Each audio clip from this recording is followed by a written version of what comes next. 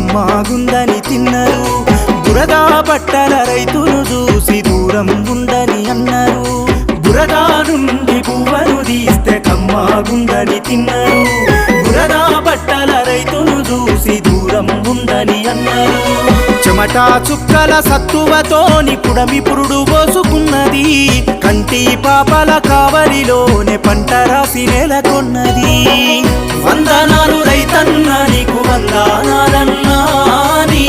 రెక్కాడకుంటే బుక్కెడు భూవే లేదన్నా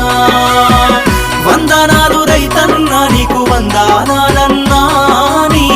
రెక్కాడ